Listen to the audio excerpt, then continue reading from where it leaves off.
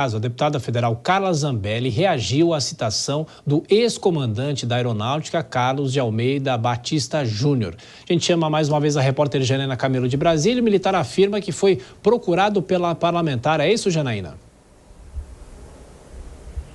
Isso mesmo, Thiago. Zambelli é citado, então, nesse depoimento do ex-comandante da Aeronáutica, o brigadeiro Batista Júnior, onde ele disse que foi procurado por ela um mês depois das eleições, pedindo aí ajuda para reverter o resultado dessas eleições que acabaram aí com a derrota de Bolsonaro, Segundo o brigadeiro, isso aconteceu depois de uma cerimônia aí de formatura de aspirantes a oficial da FAB, quando ele foi, então, abordado por Zambelli com a seguinte pergunta, abre aspas, brigadeiro, o senhor não pode deixar o presidente Bolsonaro na mão. Fecha aspas.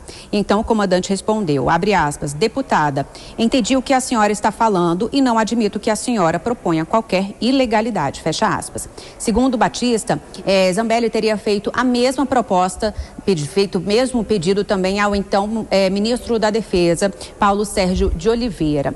Em nota, a defesa de Zambelli disse desconhecer aí os fatos envolvendo a minuta, que ela desconhece os fatos envolvendo a minuta, que jamais solicitaria algo irregular, imoral ou ilícito e que não se recorda do fato reportado, mas que, se pediu acolhimento, o apoio seria plausível naquele momento diante da derrota de Jair Bolsonaro nas urnas. Após o depoimento vir a público, citando aí a deputada, o PSOL protocolou no Conselho de Ética da Câmara dos Deputados um aditamento a uma representação que o partido já havia apresentado no Conselho de Ética contra a parlamentar, então pedindo a cassação do mandato dela de parlamentar. Nesse documento apresentado no Conselho, o partido diz que as ações e falas da deputada mostradas nesse depoimento de Freire Gomes são extremamente graves e atentam contra a ordem jurídica e social da Constituição, descumprindo, então, deveres parlamentares, sendo assim incompatível com a ética e o decoro parlamentar. A ação também afirma que a deputada é um dos maiores expoentes do golpismo dentro da Câmara e que a cassação não é mais uma possibilidade, mas agora sim um imperativo. Tiago, quem também foi acusado nesses depoimentos foi o deputado federal Eduardo Pazuello, que hoje é eleito pelo PL, que foi o ministro de Jair Bolsonaro, o ministro da Saúde, Ele foi citado no depoimento do general Freire Gomes, onde ele disse que o então ministro da Saúde sugeriu usar as Forças Armadas para reverter o resultado das eleições e impedir, então, a posse do então presidente eleito Lula. A Polícia Federal perguntou a Freire Gomes, então, qual o posicionamento dele diante aí dessa sugestão, e ele disse que como o Eduardo Pazuello já era da reserva, já havia sido eleito deputado federal, essa ação então seria política e ele não teria qualquer interferência nas Forças Armadas.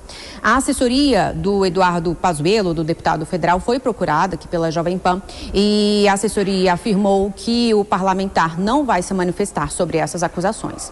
Tiago. Trazendo ainda a repercussão, a defesa das pessoas que vêm sendo citadas. Até mais tarde, você volta daqui a pouco com outras informações sempre na nossa programação.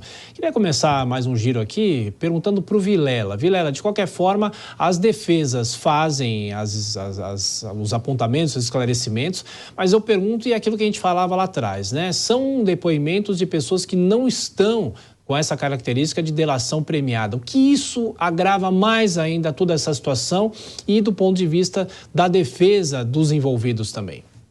Olha, Tiago, em tese, a testemunha, ela tem o dever de falar a verdade.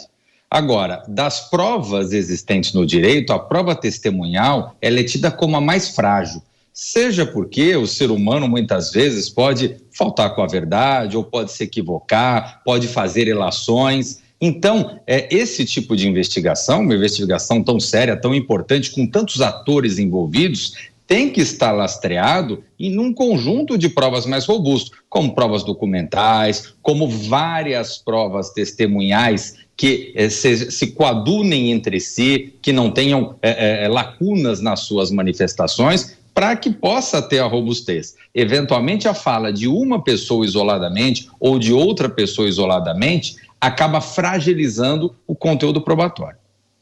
E Dora, até que ponto também essas declarações de integrantes das Forças Armadas têm um pouco dessa tentativa de se amenizar ou pelo menos de mostrar que eles não estariam envolvidos em suposta tentativa de golpe e também a defesa dos políticos envolvidos?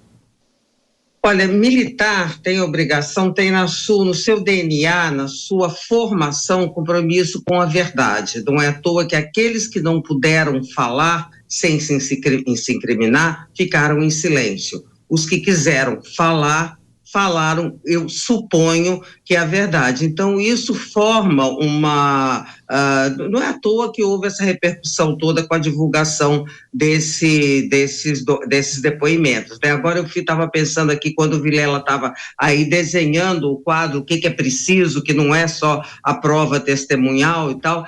Quando vier, foi prorrogado por mais 180 dias, a pedido do ministro Alexandre de Moraes, esse inquérito. Quando vier à tona o conjunto dessa obra, é que a gente vai saber se a cada coisa que vai sendo revelada, fica cada vez mais claro que a tentativa de golpe não é uma narrativa da oposição, ela aconteceu. Eu fico imaginando que quando todo o contexto for revelado, a gente vai ter muito mais elementos, muito mais firmes, né? Agora eu queria só comentar um pouquinho o Valdemar da Costa Neto. Gente, tirando o corpo fora, assim, belíssimamente, né? Como é que ele não apoiou o Bolsonaro? Se ele, não sei se foi para agradar, o que foi, mas de fato ele contestou, e contestou só a eleição presidencial, por isso que levou uma multa, porque estava evidentemente evidenciada a má-fé, uma vez que ele não contestou